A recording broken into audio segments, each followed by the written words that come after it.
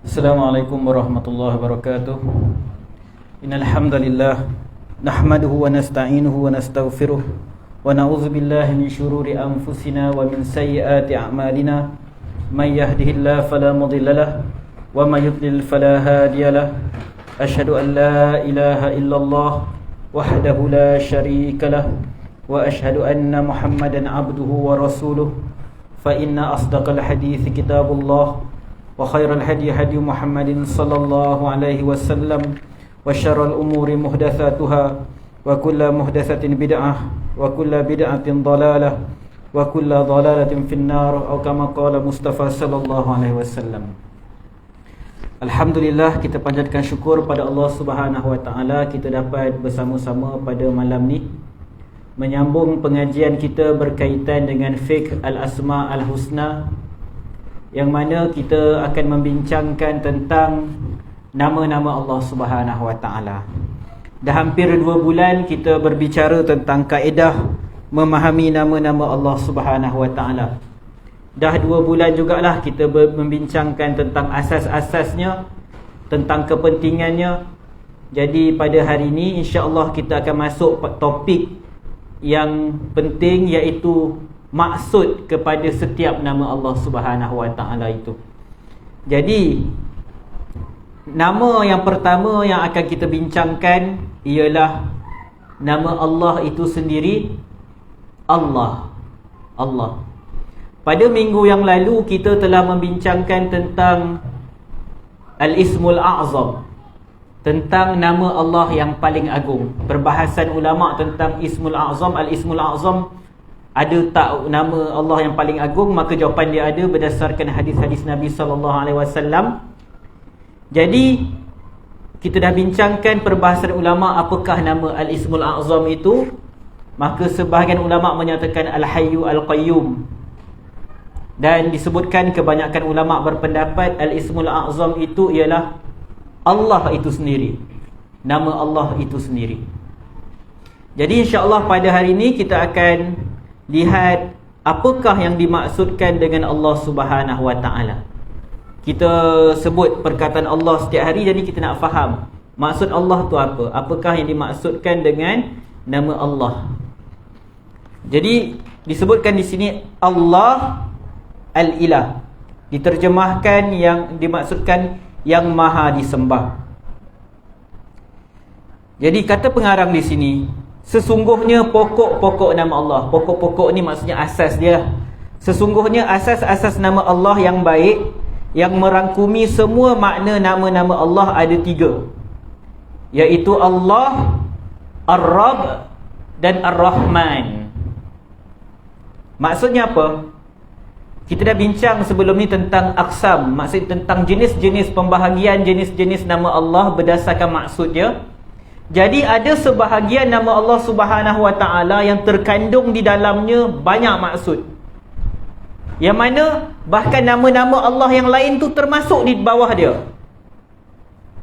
Jadi pengarang menyatakan antara nama-nama tersebut ialah Allah, perkataan Allah, Ar-Rabb, Ar-Rahman. Jadi 3 nama ini menurut pengarang, menurut Ibn Qayyim rahimahullah, dia adalah 3 nama asas. Daripada 3 nama asas ini datang nama-nama yang lain, datang nama-nama yang lain.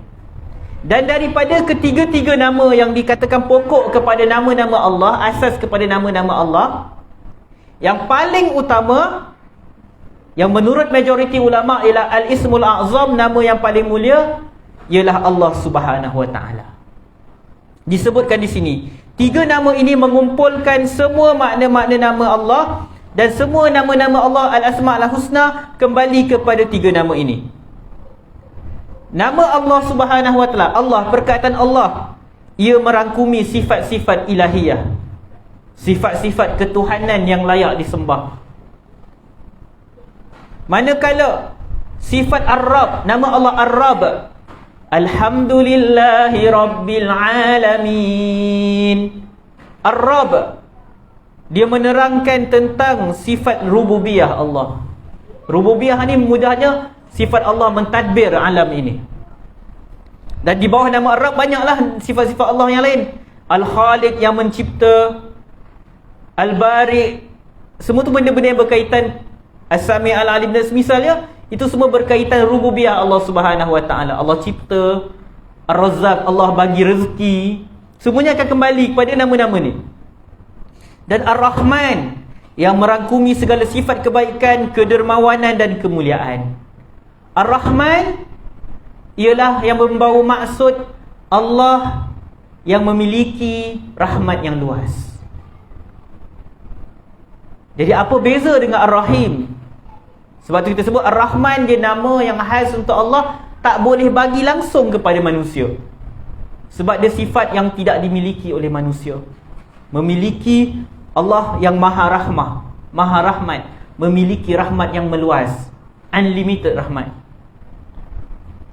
Jadi manusia walaupun dia rahmah, dia bersikap rahmah, penyayang, tapi limited. Dan kita dah sebutkan perbahasan ulama nanti insya-Allah akan masuk apa beza Ar-Rahman, Ar-Rahim. Ar-Rahim ni dia orang, kita boleh kata subtopik kepada Rahman. Kita dah sebut tadi, daripada nama Ar-Rahman terbit nama-nama yang lain. Jadi Ar-Rahim, nama Ar-Rahim tu dia adalah sub kepada Ar-Rahman. Sebab Ar-Rahim sebagai ulama menyatakan tentang rahmat yang Allah berikan kepada makhluk tertentu, orang yang beriman di hari kiamat misalnya. Itu sebagian pendapat. Ada pula yang menyatakan, kita sebut aqsam sifat, jenis-jenis sifat, ada sifat zatiyah, maksud sifat yang sentiasa ada pada Allah. Jadi mereka menyatakan Ar-Rahman merupakan nama yang menunjukkan sifat Allah yang maha rahmah, maha memiliki rahmat. Itu sifat. Sifat zatiyah, sifat yang sentiasa ada pada Allah. Sifat fi'liyah pula ialah sifat yang berkaitan perbuatan Allah. Perbuatan Allah itu, perbuatan Allah memberi rahmat, ditunjukkan dengan nama Allah Ar-Rahim. Allah memiliki rahmat yang luas, Ar-Rahman. Tetapi perbuatan Allah, Allah memberi rahmat kepada siapa yang dia kehendaki sahaja. Maksudnya bukan setiap orang dapat rahmat Allah. Allah bagi rahmat kepada sesiapa yang dia kehendaki. Ada rahmat itu Allah bagi pada orang ini, tapi tak bagi pada orang lain. Jadi Ar-Rahim tu sebagian ulama, tadi Ibn Qayyim rahimahullah menyatakan menunjukkan sifat fi'liyah Allah, sifat perbuatan Allah memberikan rahmat. Sebab perbuatan Allah akan berkaitan dengan kehendak Allah. Allah nak buat, Allah buatlah. Kalau Allah tak nak, Allah takkan buat. Faham maksudnya? Tapi Ar-Rahman dia menunjukkan sifat zatiyah Allah. Memang diri Allah tu, memang Allah memiliki rahmat yang luas. Tapi memberi rahmat tu Allah akan buat kepada siapa yang dia nak. Jadi ada orang dapat ni, ada orang dapat tu. Jadi clear ya. Sebab tu kita nak terang Ar-Rahman ni dikatakan sebagai antara 3 nama yang asas. Jadi maka nama-nama Allah kembali kepadanya, dan 3 nama ini terkumpul dalam surah Al-Fatihah yang merupakan Ummul Quran. Sebab tu surah Al-Fatihah antara kelebihannya, bila kita faham macam ni, nampak bagaimana nama Allah, ulama sebut 3 nama yang asas, yang mana daripadanya terbit nama-nama yang lain, sifat-sifat yang lain. Dan ketiga-tiga nama ini ada dalam surah Al-Fatihah. Surah yang kita ulang setiap hari. La solata liman lam yaqra' bi Fatihatil Kitab. Tidak ada solat bagi sesiapa yang tak membaca Ummul Kitab, tak membaca surah Al-Fatihah. Kata Al-Imam Ibn Qayyim rahimahullah, ketahuilah bahawa surah ini merangkumi harapan-harapan yang tinggi. Surah ini merangkumi pengenalan terhadap zat yang disembah dengan 3 namanya. Ia sebagai rujukan bagi nama-nama Allah yang mulia dan sifat-sifat yang mulia. Jadi menunjukkan kelebihan surah Al-Fatihah. Jadi kita dah nampak kenapa, apakah hikmah surah daripada banyak-banyak surah dalam Al-Quran, maka surah Al-Fatihah yang terpilih untuk yang Allah suruh kita ulang setiap hari. Yang wajib. Surah lain tak wajib. Berdosa ke kalau kita tak hafal 30 juzuk Quran? Tak berdosa. Tapi kalau kita tak hafal surah Al-Fatihah, dalam keadaan kita mampu hafal surah Al-Fatihah, berdosa kita. Sebab ia wajib dibaca dalam solat. bila kita tak baca surah Al-Fatihah dalam solat, tak sah solat kita. Cuma ada khilaf sikit-sikit kalau solat jemaah dan semisalnya. Tapi inti je, Nabi SAW kata tidak ada solat tanpa surah Al-Fatihah. Jadi kita nampak bagaimana surah yang mulia ini, yang agung ini, sebab tu para ulama kata surah ini dia seolah-olah ringkasan. Surah Al-Fatihah ni seolah-olah ringkasan kepada keseluruhan Al-Quran. Semua isi Al-Quran akan kembali pada surah Al-Fatihah. Maksudnya dia menerangkan secara umum isi kandungan Al-Quran. Dan dalam aspek Al-Asma' Al-Husna, ada 3 nama yang asas bagi Allah yang ada dalam surah Al-Fatihah. Jadi kata Ibn Qayyim, surah ini dibangun di atas ilahiyah, rububiyah dan rahmah. Kemudian lihat dia kata, dalam surah Al-Fatihah ada apa? Iyyaka na'budu, engkau sahaja yang kami sembah. Maka ini berkaitan dengan ilahiyah, sifat Allah ilahiyah yang berhak disembah. Kemudian iyyaka na'budu wa iyyaka nasta'in. Iyyaka nasta'in dibangun di atas rububiyah Allah. Iyyaka na'budu, engkau sahaja yang kami sembah. Iyyaka nasta'in, engkau sahaja tempat kami mohon pertolongan. Kita minta tolong sebab kita tahu Allah yang kawal alam ni, Allah yang bagi kita rezeki, Allah yang bagi kita kesihatan. Sebab tu kita minta, ya Allah, bagi keselamatan, kesejahteraan kepada tubuh badan kita, penglihatan kita, pendengaran kita. Itu kan antara zikir yang setiap hari kita baca, zikir pagi, petang. Sebab kita tahu Allah yang kawal alam ini. Jadi sebab itu sangat rosak akidah umat Islam bila manusia mengajar ada makhluk lain yang mengawal pergerakan alam. Macam saya sebut sebelum ni, ada sufi-sufi yang melampau menyatakan ada wali-wali tertentu yang mengawal pergerakan alam, pergerakan udara, pergerakan hujan, yang mana semua pergerakan alam tak akan berlaku kecuali dengan keizinan wali tersebut. Auzubillah min zalik. Cuma mereka nak elak syirik, mereka kata dengan keizinan Allah. Mudah macam tu je.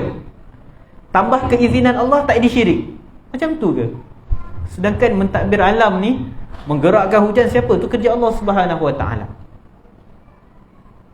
Jadi dalam surah Al-Fatihah kita belajar tentang Allah, nama Allah, dan disebutkan lagi iyyaka na'budu, engkau saja yang kami sembah, dan iyyaka nasta'in, engkau saja yang kami mohon pertolongan. Wa idza sa'alta fas'alillah, kata Nabi SAW, bila kau nak meminta, minta daripada Allah. Wa idza sta'anta fasta'in billah, bila kau minta tolong daripada Allah Subhanahu Wa Taala. Sebab tu ada kelompok-kelompok melampau pada hari ini ajar boleh minta tolong kat pokok dan semisalnya. Orang tanya, boleh tak minta tolong kat pokok sebab pokok sentiasa bertasbih? Pokok ada dosa tak? Tak ada kan? Pokok tak ada dosa. Jadi boleh tak minta tolong kat pokok? Contoh, minta pokok doakan kita. Pokok tak ada dosa, mesti doa dia mustajab. Kita banyak dosa. Pokok ada dosa tak? Muslimah, pokok ada dosa tak? Jadi ada orang kata macam tu boleh minta tolong kat pokok dengan syarat kita i'tikad bukan pokok yang bagi kesan. Nauzubillah min zalik. Rosak. Orang yang tak belajar agama tinggi-tinggi pun faham benda ni salah. Tapi sebab sebenarnya mereka nak mempertahankan kepercayaan mereka boleh minta tolong dekat orang yang dah mati. Sebenarnya itu je isu dia. Mereka ajar kita boleh minta tolong dekat orang yang dah mati, dengan alasan orang yang mati ni orang yang soleh, dia wali Allah, jadi boleh minta tolong. Kenapa boleh minta tolong? Sebab mereka orang ni orang soleh. Bila orang soleh kan dalam Quran sebut mereka dalam kubur hidup. Nabi SAW kan waktu Isra' Mi'raj jumpa para Nabi solat. Maksudnya bagi mereka para Nabi, wali-wali Allah ni hidup dalam kubur. Jadi sebagaimana kita boleh minta tolong dekat orang waktu dia hidup, kita minta tolonglah kat dia waktu dia dah mati. Jadi orang tanya balik kat dia, okey, kalau macam tu kita boleh minta tolong kat orang mati sebab mereka soleh waktu hidup, jadi boleh tak minta tolong kat pokok? Sebab dalam Al-Quran sebut pokok-pokok bertasbih. Pokok tak ada dosa, kita ada dosa. Ustaz yang ceramah kat atas depan ni banyak dosa. Pokok tak ada dosa. Jadi bingung-bingung, boleh tak boleh kata? Boleh. Dengan syarat tak i'tikad pokok tu yang bagi manfaat. Nauzubillah min zalik. Rosak rububiyah, rosak uluhiyah. Itu bukan akidah Islam. Sebab nak pertahankan satu amalan yang tak ada kaitan dengan Islam, iaitu meminta tolong kepada orang mati. Sebab nak pertahankan amalan tu, mereka terpaksa kata boleh minta tolong dekat pokok selagi mana tak i'tikad pokok tu yang bagi manfaat. Nauzubillah min zalik. Jadi kita sambung, memohon hidayah kepada jalan yang lurus dengan rahmat dan alhamdulillah mengandungi 3 perkara. Dan kita sebut tadi dalam surah Al-Fatihah ada uluhiyah, ada rububiyah dan ada tentang Ar-Rahman. Dalam surah Al-Fatihah pun ada Ar-Rahman Ar-Rahim. Jadi bila kita sebut ihdinas siratal mustaqim, kata Ibn Qayyim, kita memohon kepada jalan yang lurus dengan rahmat Allah. Hidayah tu sendiri adalah rahmat daripada Allah Subhanahu Wa Taala. Sebab tu kita kata, sebab tu disebutkan Ar-Rahman tu nama yang asas, yang di bawahnya akan ada nama-nama yang lain. Sebab nama lain Allah Al-Hadi, yang memberi hidayah, yang memberi petunjuk. Jadi memberi petunjuk tu adalah salah satu manifestasi kepada sifat Allah yang Maha Rahmah, Maha Rahmat. Jadi clear kenapa dia kata Rahman tu adalah nama yang asas. Sebab dia merangkumi banyak sifat, yang memberi petunjuk, yang memberi rezeki. Semua itu di bawah nama Ar-Rahman. Jadi bila kita baca surah Al-Fatihah, kata Ibn Qayyim, alhamdulillah, kita sebut alhamdulillah, segala puji bagi Allah. Jadi kata Ibn Qayyim, lafaz alhamdulillah itu mengandungi 3 perkara. Iaitu dia dipuji kerana sifat ilahiyahnya. Allah dipuji kerana sifat ilahiyahnya, yang mana menunjukkan dia sahaja yang berhak disembah. Dan Allah dipuji kerana sifat rububiyahnya, maksudnya sifat Allah yang dia mentadbir alam ini.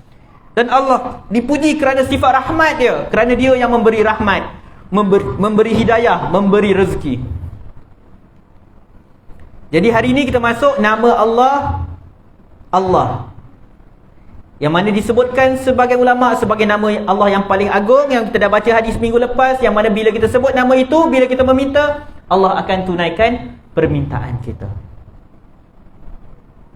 Jadi kita lihat dalam surah Al-A'raf ayat 180, kata Allah Subhanahu Wa Taala, walillahil asmaul husna fad'uhu biha. Allah Subhanahu Wa Taala, walillah tu maksudnya Allah memiliki. Kalau terjemah literal kita sebut bagi Allah, untuk Allah. Maksudnya Allah memilikilah, nak terjemah yang mudah faham. Walillah, Allah memiliki al-asma al-husna, Allah memiliki nama-nama yang indah. Fad'uhu biha, berdoalah dengannya. Jadi daripada ayat ni kita sendiri dah nampak bahawa Allah tu adalah nama yang asas. Sebab disebutkan Allah memiliki, tak disebutkan Ar-Rahman memiliki, tak disebutkan Ar-Rabb memiliki, tak disebutkan Ar-Razzaq memiliki nama-nama yang indah, tapi disebutkan Allah memiliki nama-nama yang indah. Allah memiliki nama Ar-Rahman, Allah memiliki nama Ar-Rahim, Allah memiliki nama Ar-Rabb, Allah memiliki nama Al-Wahhab. Semua nama-nama ini akan kembali kepada Allah Subhanahu Wa Taala. Surah Taha ayat 8, Allahu la ilaha illahu lahul asmaul husna. Allah tidak ada Tuhan. La ilah. Ilah ni sama erti dengan Allah. Kata la ilaha illallah. Ilah tu bermaksud yang tidak, yang disembah. Jadi Allah tiada Tuhan yang berhak disembah selain dia. Hu ni bukan nama Allah. La ilaha illahu. Huwa ni domir ni kata ganti nama dia. Dalam bahasa Inggeris dan bahasa Melayu kita sebut dia lah. Allah tidak ada Tuhan yang berhak disembah selain dia. Huwa tu dia. Kan saya dah sebut minggu lepas tentang penyelewengan nama Allah. Ada orang sebut nama Allah, antara nama Allah yang agung, ada ulama kata Hu. Dia berdalil dengan Qul huwallahu ahad tu. Huwa dalam surah Al-Ikhlas tu dia kata itu nama Allah. Huwa tu nama Allah. Tapi kita kata dalam doa Nabi pun ada la ilaha illa anta. Anta tu pun nak kata nama Allah juga ke?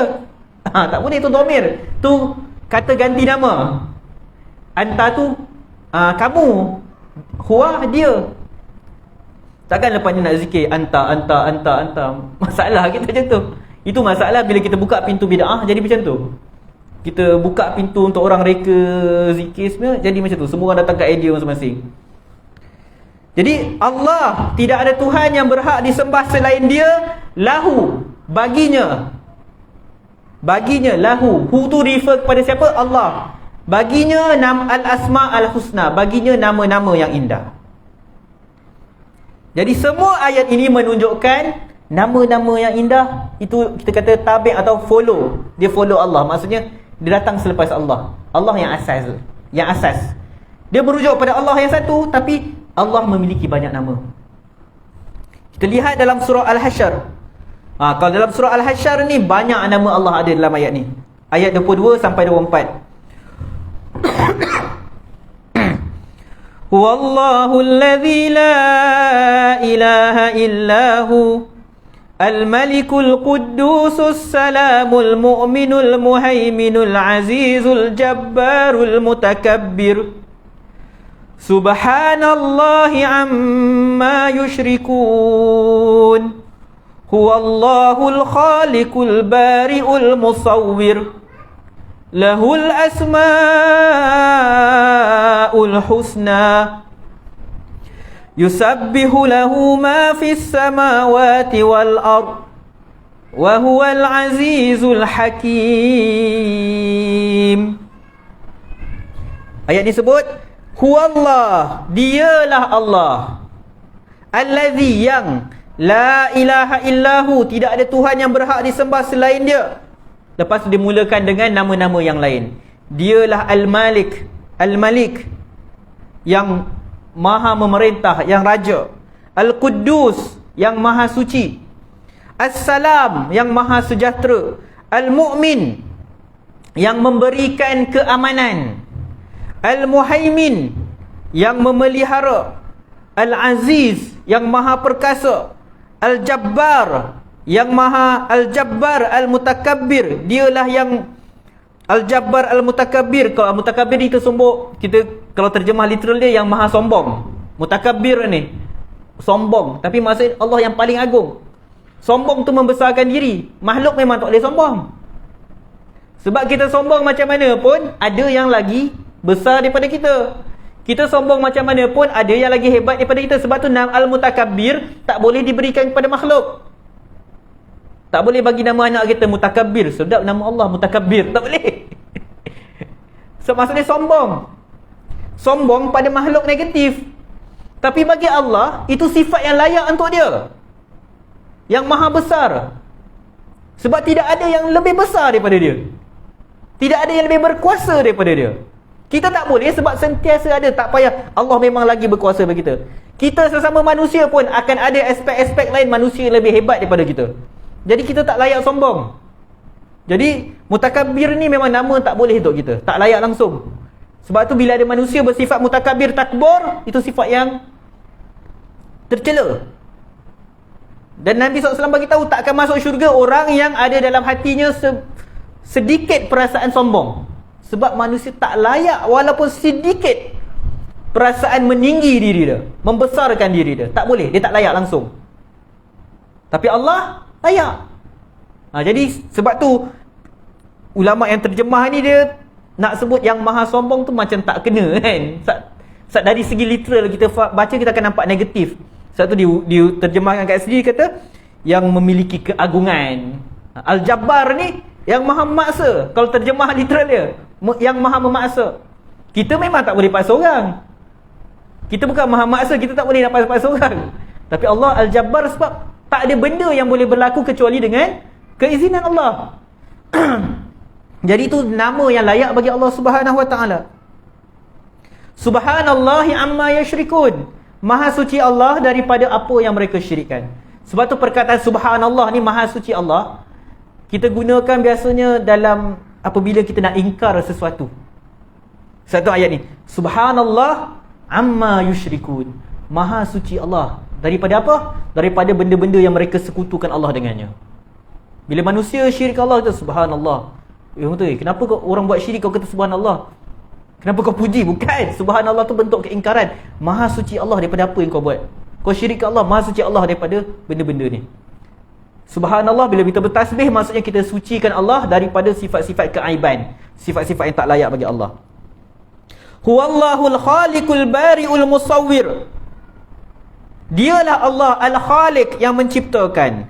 Al-bari'. Al-bari' ni pun menciptakan juga. Nanti insya-Allah kita sampai apa beza al-khaliq dengan al-bari'. Al-musawwir. Al-musawwir yang membentuk rupa. Lahul asmaul husna. Bagi Allah lah nama-nama yang indah. Yusabbihu lahu ma fis samawati wal ard. Maka apa-apa yang ada di langit dan di bumi semuanya bertasbih kepada Allah Subhanahu wa taala. Tu yang saya sebut tadi. Pokok, haiwan, batu semua bertasbih pada Allah. Sebab tu orang yang rosak akidah dia boleh minta kat batu, pokok semua. Saat dia bertasbih takkan tak boleh minta dia doa dengan kita? Kalau tidak. Kalau dia tasbih takkan dia tak doa kat Allah. Kalau nak guna kias macam tu, habis agama kita. Sebab tu agama ni kita kena jaga betul-betul.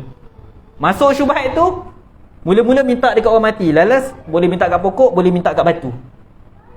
Sebab ayat ni sebut, semua yang di langit dan bumi bertasbih pada Allah. Batu, ikan, monyet, rimau, semua, gorila. Takkan nak minta tolong kat dia. Gorila, kau doakanlah aku. Na'udzubillah min zalik. Gorila tak ada dosa. Kalau kita nak fikir macam mereka, tapi nampak tak bagaimana akidah yang rosak. Tak nak urai panjang bab tu. Oleh kerana itu dikatakan Ar-Rahman, Ar-Rahim, Al-Khaliq, dan semua nama yang ada dalam ayat ni nama-nama Allah. Dan tak boleh kita kata Allah datangnya daripada nama Ar-Rahman. Contoh kita kata walillahil asmaul husna, disebutkan Allah memiliki nama-nama yang baik. Jadi Ar-Rahman adalah nama Allah. Kita tak boleh kata Allah adalah nama Ar-Rahman. Bunyi pun pelik. Sebab bukan macam tu. Begitu juga tak boleh kita Ar-Rahim, Allah adalah nama Ar-Rahim. Bukan. Kita akan sebut Ar-Rahim adalah nama Allah. Al-Quran pun sebut macam tu kan. Walillah, Allah memiliki. Dalam Quran tak sebut Walirrahman, Walirrahim. Tak. Dia kata walillahil asmaul husna. Jadi sebab tu pendapat majoriti menyatakan Allah itulah Al-Ismul A'zam, nama Allah yang paling agung. Kemudian disebutkan di sini, Ibn Qayyim sebut di antara keistimewaan, kekhususan atau keistimewaan nama ini, dia mengerangkumi semua makna nama Allah secara global, secara umum. Jadi kita dah hurai dah tadi. Okey, kita masuk peregang seterusnya. Di antara keistimewaannya bahawa alif lamnya tidak dihapus ketika dijadikan panggilan. Maksudnya kalau contoh kita sebut Ar-Rahman, tapi kita nak doa Ya Rahman, kita tak sebut Ya Rahman, alif lam kan. Kau dalam Bismillahirrahmanirrahim Ar-Rahman, tapi bila kita ada ya, kita seru, alif lam tu akan dihapuskan. Jadi Ya Rahman, Ya Rahim, Ya Ghafur. Tapi Allah kan ada alif lam kan? Adakah kita buang alif lam tu? Tak. Bila kita sebut nama Allah, kita seru Allah, Ya Allah, kita sebut nama tu secara penuh. Alif lam tu tak dibuangkan pun. Jadi alif lam tu termasuk daripada nama Allah Subhanahu Wa Taala. Adapun seluruh nama Allah yang baik, yang mulia, apabila dijadikan panggilan, maka dihapuskan alif lam tersebut. Antara keistimewaan nama Allah itu sendiri, lafzul jalalah itu, ia disering digandingkan dengan kebanyakan zikir-zikir yang diriwayatkan daripada Nabi SAW. Kebanyakan zikir-zikir yang ma'thur mesti ada nama Allah, mesti ada perkataan Allah. La ilaha illallah, tahlil. Allahu Akbar, Alhamdulillah, tahmid. Subhanallah, tasbih. La hawla wa la quwwata illa billah, hauqalah. Itu pun ada nama Allah Subhanahu Wa Taala. Basmalah yang kita baca setiap hari, Bismillahirrahmanirrahim, ada nama Allah Subhanahu Wa Taala. Jadi kebanyakan zikir-zikir yang diajarkan oleh Nabi SAW akan ada nama Allah Subhanahu Wa Taala. Kemudian disebutkan di sini lagi, di antara pengkhususan atau keistimewaannya lagi adalah Allah Subhanahu Wa Taala adalah nama Allah yang paling banyak atau sering disebut dalam Al-Quran. Penulis kitab ini Syekh Abdul Razak Al-Badar menyatakan nama Allah disebut dalam Al-Quran lebih daripada 2200 kali. Beliau kira. Ada ulama memang macam dia kira perkataan, setiap perkataan. Apa perkataan yang paling banyak dalam Quran. Dan sebab tu ada ulama dia kira perkataan apa? Laut dan bumi. Mereka kata sama banyak. Lebih kurang macam tu lah. Saya tak ingat. Jadi mereka cuba cari i'jaz. I'jaz ni macam kemukjizatan Al-Quran berdasarkan jumlah kekerapan satu perkataan tu disebutkan. Jadi mereka kata, saya tak silap saya, mereka sebut perkataan bumi dan laut tu hampir sama banyak disebutkan. Kena check balik. Jadi memang ada ulama kira. Sebab Quran ni, Al-Quran ni tuan-tuan, seluruh aspek dia i'jaz. Seluruh aspek dia mengandungi kemukjizatan. Sebab tu kalau orang yang mengkaji Al-Quran daripada sudut sains, misalnya perubatan, misalnya, dia akan nampak kemukjizatan Al-Quran daripada sudut sains. Orang yang mungkin mengkaji Al-Quran daripada sudut psikologi, dia akan nampak kemukjizatan Al-Quran daripada sudut psikologi. Apa nak disebutkan sini? Maksud semakin berilmu seseorang, makin banyak kemukjizatan Al-Quran dia akan nampak. Orang yang dia pakar bahasa, dia akan nampak kemukjizatan Al-Quran tu daripada sudut bahasa. Tapi makin kurang ilmu kita, makin kuranglah kita nampak kemukjizatan Al-Quran. Bukan kita tak nampak, tapi maksud kuranglah.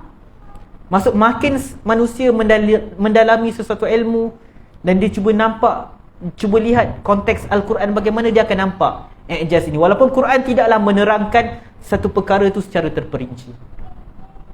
Manusia yang mengkaji tentang penciptaan manusia, fasa penciptaan manusia, bila dia buka Al-Quran, dia akan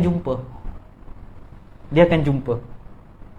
Dan jika mereka berfikir, mereka kata, bagaimana kalaulah dikatakan Al-Quran ini ditulis oleh Nabi SAW, macam mana Nabi SAW boleh tahu tentang perkara tersebut?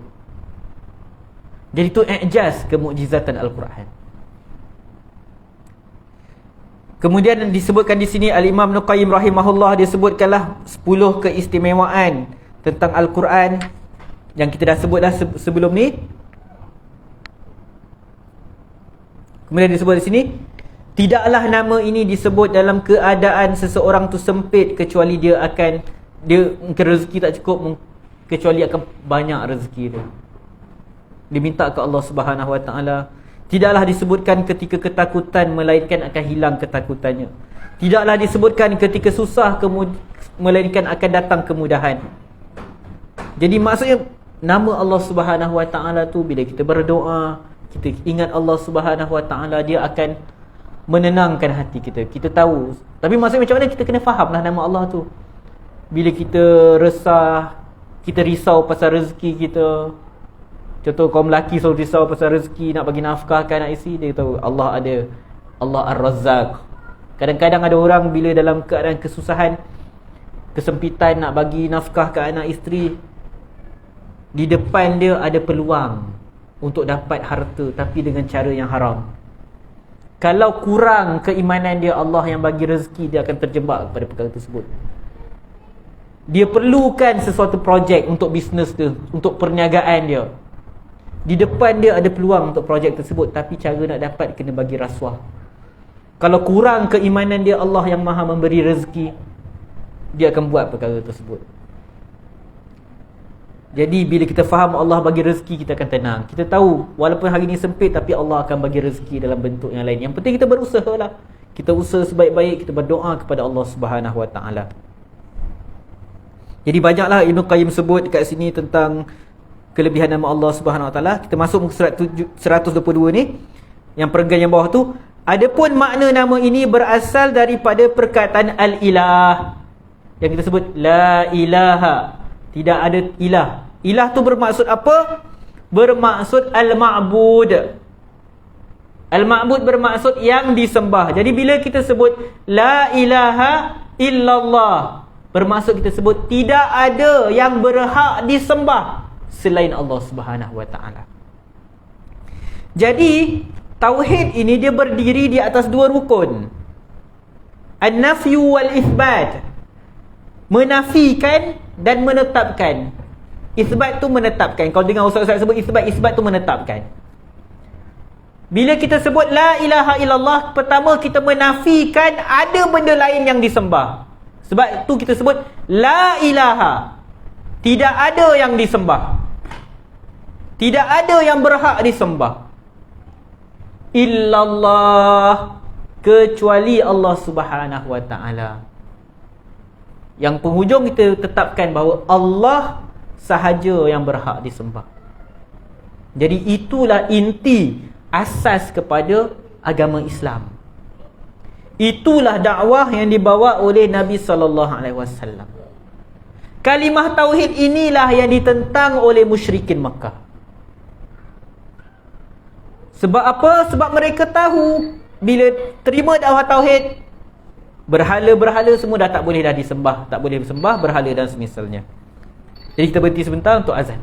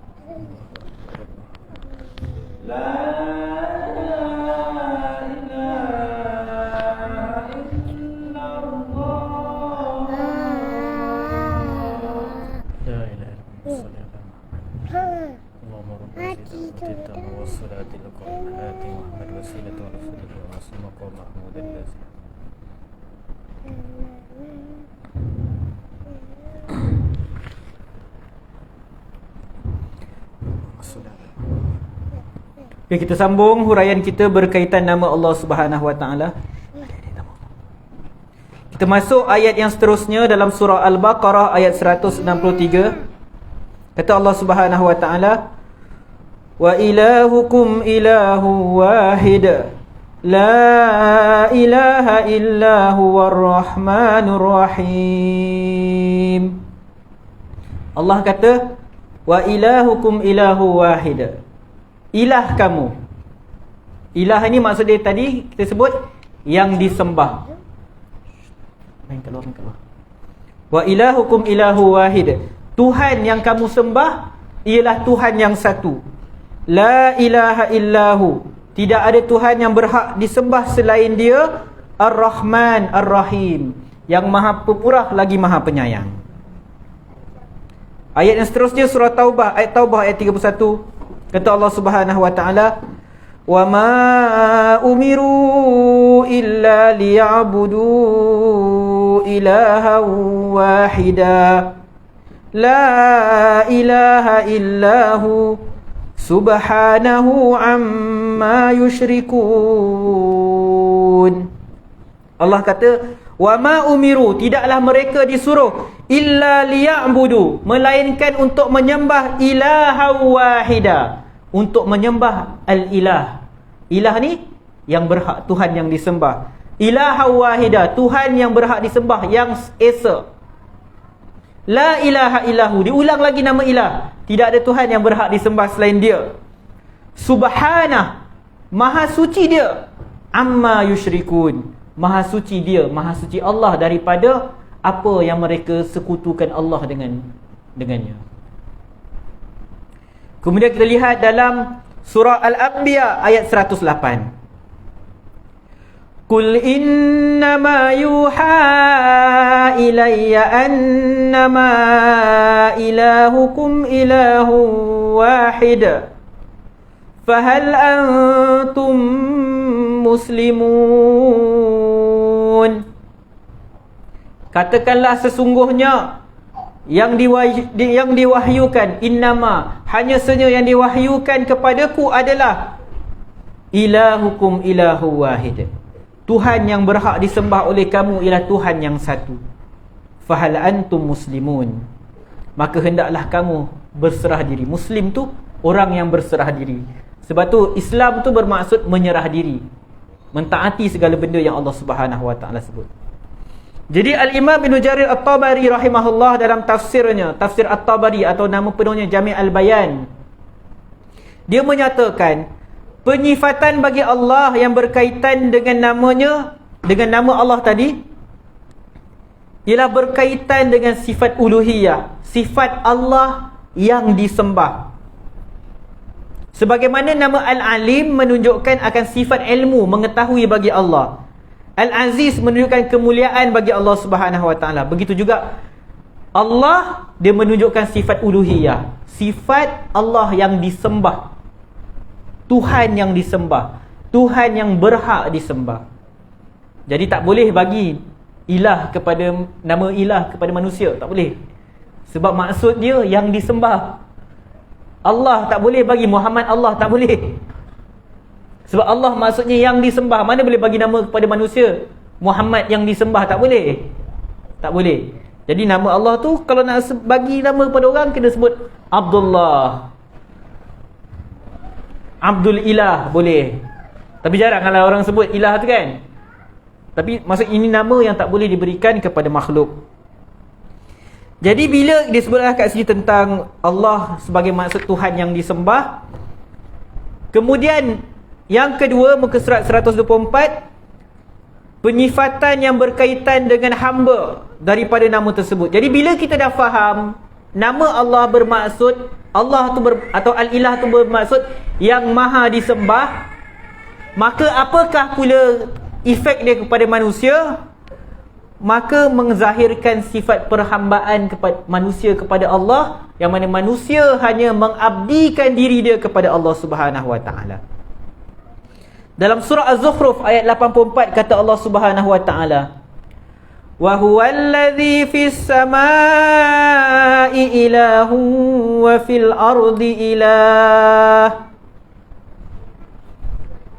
Dan dialah Al-Ilah yang berada di langit dan Al-Ilah yang berada di bumi. Ni hujah sebahagian orang. Ada akidah yang terpesong, dia menyatakan Allah di mana-mana. Sebab dia tak faham maksud ilah tu apa. Kan dalam Al-Quran ada Ar-Rahmanu 'alal 'arsy istawa. Allah istawa di atas arash. Ini antara isu kontroversi lah. Lepas tu dalam hadis sahih Muslim, Nabi SAW tanya kepada seorang hamba perempuan, Jariyah, Aina Allah? Perempuan tu tunjuk, Fis sama, di langit. Nabi SAW setuju dengan dia, takrir kepada dia. Jadi ada yang mengatakan tak boleh kita kata Allah Subhanahu Wa Taala istawa di atas arash, atau terjemahan lama bersemayam di atas arash. Dia kata tak boleh. Antara hujah ni kata Allah wujud tak bertempat. Sebab dia kata kalau macam tu surah Az-Zukhruf ni macam mana pula? Adakah kita nak kata Allah kat bumi? Wa huwal ladzi fis sama'i ilahun. Dan dialah al-ilah, Allah yang berada di langit, dan dialah Allah yang berada di bumi. Cara nak selesai masalah, kita kena faham ilah tu maksud dia apa. Ilah tu kita dah sebut tadi maksud dia apa? Al-ma'bud, yang disembah. Jadi ayat ni sebut apa? Wa huwal ladzi fis sama'i ilahun. Dialah yang disembah di muka bumi, yang disembah di langit. Wa fil ardi ilah, dan dialah yang disembah di muka bumi. Ayat ni bukan cerita tentang keberadaan Allah di mana. Ayat ni cerita Allah adalah Tuhan al-ilah yang berhak disembah di langit dan di bumi. Makhluk-makhluk yang di langit dan di bumi sembah Allah Subhanahu Wa Taala. Sebab tu penting kita faham maksud ilah tu apa. Jadi kita nampak apa kepentingan kita belajar nama Allah. Jadi kita akan faham ayat ni tengah sebut pasal apa. Bukan ayat ni tengah sebut Allah di mana dan semisalnya. Ayat ni tengah sebut tentang makhluk-makhluk di langit dan bumi semua sembah Allah Subhanahu Wa Taala. Jadi nampak kepentingan kita mempelajari Al-Asma Al-Husna. Kalau tak, kita akan salah faham pada ayat Al-Quran ni.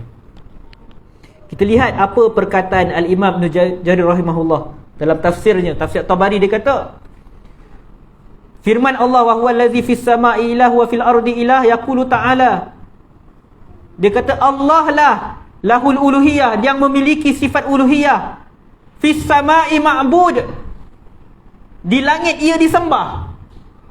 Wa fil ardi ma'bud, dan di bumi dia disembah. Kama huwa fis sama'i ma'bud, sebagaimana di langit dia disembah. Jadi ayat ni bercerita tentang makhluk-makhluk Allah sahaja yang di langit dan di bumi yang berhak disembah. Kalau ada makhluk lain yang hebat kat langit, tak boleh disembah makhluk itu. Kalau ada makhluk lain yang dikatakan hebat kat muka bumi, tak boleh disembah makhluk itu, sehebat mana pun makhluk itu. Ayat ni bercerita tentang Allah yang disembah. Kata Ibn Jarir Tabari pada ayat ni, tidak ada sesuatu yang selainnya tuslih wa ibadati. Tidak ada selainnya yang berhak, yang layak untuk disembah. Dan begitulah, kata dia menukilkan perkataan Imam Qatadah. Imam Qatadah kata, Imam Qatadah cerita pasal ayat ni, yu'badu fis sama wa yu'badu fil ard. Dia disembah di langit, dia disembah di bumi. Jadi settle. Ayat ni bukan hujah Allah ni kat bumi ke, Allah ni kat langit ke, kat mana. Ayat ni bukan cerita tentang perkara tersebut. Jadi janganlah kita terpengaruh dengan orang yang cuba menyelewengkan, atau mungkin kita tak kata menyeleweng, saya tarik balik, orang yang salah faham kepada ayat Al-Quran. Setiap nama Allah ada maksud dia, dan maksud nama Allah tu menunjukkan sifat dia. Bila kita faham, kita akan tahu konteks ayat tu cerita tentang apa.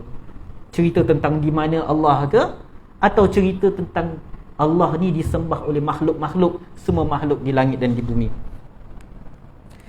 Maksudnya disebutkan di sini, maksudnya penduduk langit dan penduduk bumi semuanya menyembahnya dengan senang atau terpaksa. Semuanya tunduk kepada keagungannya, patuh kepada kehendak dan keinginannya, pasrah kepada kemuliaannya. Jadi itu masuk ayat tadi. Kita masuk ayat yang seterusnya, ayat surah Taha, ayat yang ke-14. Innani anallahu la ilaha illa ana. Ni satu lagi, domir ana. Allah sebut, sesungguhnya aku adalah Allah, tidak ada Tuhan yang berhak disembah selain aku. Jadi orang-orang yang nak kata huwa tu nama Allah, ana ni macam mana? Ana tu maksudnya saya. Jadi ana tu nama Allah juga. Sebab tu kita kata jangan main sebut ini nama Allah, itu nama Allah sesuka hati.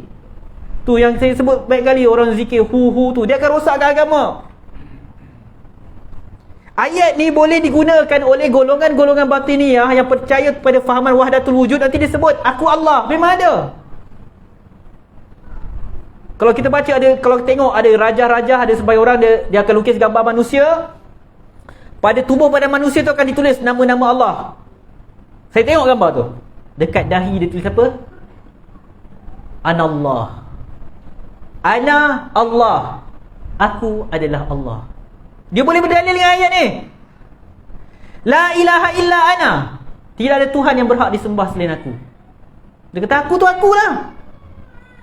Wahdatul wujud tu kesatuan Allah dengan makhluk. Syirik akbar. Dan maaf saya sebut, ini antara fahaman yang masuk dalam sebahagian, saya sebut sebahagian aliran tasawuf. Syirik akbar. Bila kita tegur, dia kata kamu tak faham, kamu bukan ahli tasawuf. Apa dia tasawuf macam ni? Ini syirik akbar, mengeluarkan manusia daripada Islam. Anallah, aku Allah. Memang ada tokoh mereka sebut macam tu, aku Allah. Na'udzubillah min zalik. Kalimah kufur yang sangat teruk. Siapa yang mengaku Tuhan? Iblis pun tak mengaku Tuhan. Ada Al-Quran hadis sebut Iblis mengaku Tuhan? Tak ada. Siapa yang mengaku Tuhan? Fir'aun. Manusia kadang-kadang jahat dia sangat dahsyat. Benda yang Iblis tak buat, Iblis pun tak mengaku dia Tuhan, tapi manusia boleh buat. Dan muncul pula dalam umat Islam fahaman yang bertopengkan tasawuf, diserapi wahdatul wujud, anallah. Jadi dia kata dia kata maksud dia macam ni tak. Benda-benda rosakkan akidah ni. Nabi SAW bawa dakwah tauhid, la ilaha illallah. Ayat ni Allah yang tengah sebut sesungguhnya aku adalah Allah. La ilaha illa ana, tidak ada Tuhan yang berhak disembah selain aku. Fa'budni, sembahlah aku. Jadi orang yang nak guna ayat tu untuk petan fahaman wahdatul wujud, dia nak sebut apa? Fa'budni, sembahlah aku. Apa dia ni? Fahaman yang songsang. Guna ayat Quran sahih, tapi dibawa kepada maksud yang sesat. Dibawa kepada maksud yang mengeluarkan daripada Islam, yang bercanggah dengan tauhid yang dibawa oleh Nabi sallallahu alaihi wasallam. Jadi Allah kata sesungguhnya aku adalah Allah, tidak ada Tuhan yang berhak disembah selain aku. Fa'budni, sembahlah aku. Wa aqimis solata li zikri, dirikanlah solat untuk mengingatiku. Li zikri, perkataan Allah Subhanahu wa taala, dirikanlah solat untuk mengingatiku ini, ulama ada berbeza pendapat sedikit. Apa maksud dirikanlah solat untuk mengingatiku? Dia akan efek pada terjemahan. Pendapat yang pertama menyatakan dirikanlah solat untuk mengingati Allah Subhanahu wa taala lah, macam zahir kita nampak. Jadi sebab tu diterjemahkan dirikanlah solat untuk mengingatiku. Itu terjemahan yang pertama lah. Dan ini terjemahan yang dipilih oleh Ibnu Jarir At-Tabari. Dia kata zahir ayat menunjukkan macam tu. Pendapat yang kedua pula menyatakan dirikanlah solat, disebut kat sini apa? Li zikri. Li zikri ni diterjemahkan sebagai dirikanlah solat apabila kamu mengingatiku. Mereka ada dalil. Dalil dia hadis daripada yang diriwayatkan oleh Imam Muslim, Sahih Muslim, daripada Anas bin Malik radhiyallahu anhu. Dia kata Nabi sallallahu alaihi wasallam, man nasiya solatan aw nama anha, sesiapa yang terlupa mendirikan solat atau tertidur sampai tak diri solat, fakaffaratuha ayusalliyaha iza zakaraha. Kafarah dia adalah untuk dia dirikan solat tu bila dia ingat. Jadi ulama yang kedua terjemahkan ayat ni, dirikanlah solat apabila kamu ingat kepadaku. Maksud bila ingat solat. Tapi Ibn Jarir kata terjemahan yang lebih tepat atau pemahaman yang lebih tepat kepada ayat ni, dirikanlah solat untuk mengingatiku. Maksudnya tujuan kita solat untuk apa? untuk ingat Allah Subhanahu Wa Taala. Jadi ini juga menunjukkan zikir. Bila kita sebut zikir, zikir ni bukan sekadar kita tasbih, tahmid, takbir. Semua bentuk ketaatan tu termasuk dalam zikir. Solat itu sendiri zikir. Sebab tujuan solat tu adalah untuk mengingati Allah Subhanahu Wa Taala. Kita masuk ayat yang terakhir, surah Maryam ayat 65. Fa'budhu wastabir li'ibadati. Sembahlah dia dan teguhlah hati, bersabarlah, teguhlah hati dalam beribadah kepadanya. Sebab tu para ulama sebut sabar ni ada banyak jenis. Sabar bila ditimpa musibah, sabar dalam menahan diri daripada melakukan maksiat, dan begitu juga sabar dalam melakukan ketaatan dalam beribadah pada Allah. Jadi Allah sebut sembahlah dia, sembahlah Allah, wastabir, teguhlah hati, bersabarlah ketika beribadah kepadanya. Hal ta'lamu lahu samia. Adakah kamu mengetahui ada yang sama atau sebanding dengannya? Jadi ayat yang terakhir ni saya nak sebut sikit. Kalau kita semua kat rumah ada tafsir Pimpinan Ar-Rahman tak? Syekh Abdullah Basmai, kan yang JAKIM terbitkan. Terjemahan Syekh Basmai ni unik sikit. Petang tadi saya study ayat ni, saya cek tafsir dan saya suka compare terjemahan. Kalau buka website Quran.com tu akan muncul banyak kitab terjemah Indonesia, yang Malaysia punya. Kalau Malaysia yang Abdullah Basmai itulah. Jadi kata Abdullah Basmai, dia kata ayat ni fa'budhu wastabir li ibadati, dia terjemahkan oleh itu sembahlah engkau akan dia dan bersabarlah dengan tekun tetap dalam beribadat kepadanya. Ni tak ada masalah, biasa kita faham. Tapi dia terjemahkan hal ta'lamu lahu samia. Adakah engkau mengetahui sesiapa pun yang senama dan sebanding dengannya? Bila saya tengok perkataan dia kata, adakah engkau tahu ada yang senama dengan Allah? Saya kata, mana datang perkataan ni? Saya cuba compare dengan terjemahan yang lain. Saya lihat terjemahan Indonesia yang diterjemahkan oleh Kompleks Quran King Fahd. Dia sebut macam dalam buku kita lah. Adakah kamu mengetahui ada seorang yang sama dengan Allah? Terjemahan yang biasalah. Tapi Syekh Basmai dia terjemah lain. Sama juga dalam terjemahan rasmi yang dikeluarkan oleh Kementerian kat Indonesia pun dia ada, apakah engkau mengetahui ada sesuatu yang sama dengannya? Tapi Syekh Basmai dia terjemahkan, dia sebut, adakah engkau mengetahui sesiapa pun yang senama dan sebanding. Dia sebut senama tu maksudnya nama yang sama lah kan, satu nama dan sebanding dengannya. Jadi saya semak tafsir, saya nak tahu mana datang perkataan senama yang Syekh Abdullah Basmai letak ni. Kenapa saya nak sebut? Saya nak kita hargai tokoh tafsir yang ada kat tempat kita. Kadang-kadang kita suka ambil orang luar kan. Jadi bila saya cari, saya tengok kat Tabari tak jumpa, Ibn Kathir tak jumpa. Tiba-tiba saya tengok dekat Fathul Qadir oleh Imam Asy-Syaukani petang tadi.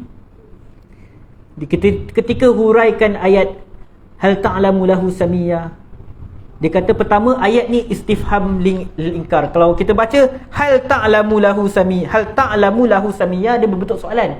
Adakah kamu tahu ada yang sebanding dengan Allah? Macam soalan. Tapi dalam bahasa Arab, soalan ni kadang-kadang berbentuk ingkar. Macam kita ingkar kat orang, kau rasa kau boleh buat ke benda ni? Sebenarnya kita nak kata kau tak boleh buat. Macam itulah. Kita tanya kat kawan kita, betul ke dia tu baik? Contoh kawan kita cerita seorang kat kita. Contohlah kita ada adik perempuan, dia kenal kat seorang budak lelaki, dia pun cerita kat kita, ya abang, budak lelaki tu baik, nak pujuk kita lah untuk pujuk mak kita terima budak lelaki tu. Kita pula kenal budak lelaki tu, kita cakap kat dia. Kita tak nak cakap direct, budak tu tak elok, jahat. Kita cakap kat dia, betul ke budak tu baik? Nampak soalan, tapi sebenarnya tu bentuk ingkar. Sebab tu Syaukani sebut dia adalah lafaz istifham, soalan untuk mengingkari kenyataan tu. Maksudnya tak ada yang sama bagi Allah. Jadi disebutkan di sini, dia kata kat sini Apakah yang dimaksudkan dengan ayat ni? As-Sami itu maksud dia, antaranya disebut huwa syarik fil musamma. Wakil al-muradu bihi asy-syarik fil isim kama huwa zahir min lughatil Arab. Kata dia kat sini, maksudnya seolah-olah Allah tanya, ada ke yang sama nama dengan Allah? Ada ke nama yang sebanding dengan nama Allah Subhanahu Wa Taala? Jadi kita nampak Syekh Abdullah Basmai ketika dia terjemah ayat Quran, kalau kita nampak terjemahan dia macam pelik sikit, tak sama dengan terjemahan lain, relax dulu. Relax dulu. Maksudnya dia rujuk kepada kitab-kitab tafsir. Jadi ini mungkin yang saya jumpa, mungkin dia rujuk Fathul Qadir. Maksudnya Imam Syaukani kata antara maksud ayat dia, ada ke Allah ingkar kalau ada orang kata ada makhluk lain yang ada nama yang sebanding dengan nama Allah Subhanahu Wa Taala. Walillahil asmaul husna, kan kita sebut Allah memiliki nama-nama indah. Tak ada makhluk yang memiliki nama-nama yang seindah nama Allah Subhanahu Wa Taala. Jadi itu sekadar akhir gitulah, sebab saya tertarik dengan terjemahan Syekh Abdullah Basmai itu yang lain daripada yang lain. Yang kadang-kadang kita rasa salah. Ada pensyarah kata, saya sebut dia kata dia tak suka guna terjemahan Syekh Abdullah Basmai. Sebab dia kata macam kadang-kadang tak selari dengan literal meaning ayat tersebut. Kita tengok kan, lain kan daripada terjemahan dalam buku kita, lain daripada Indonesia tadi.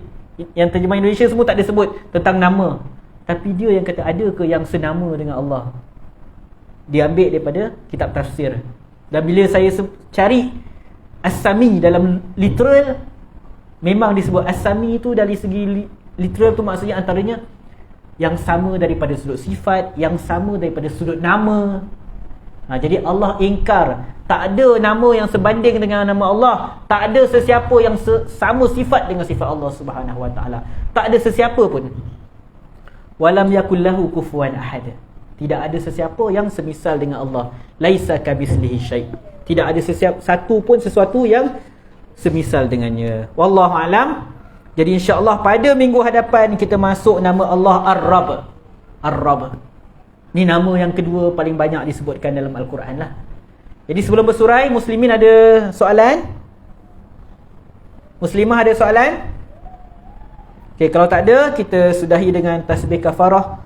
Subhanakallahumma wa bihamdika asyhadu an la ilaha illa anta astaghfiruka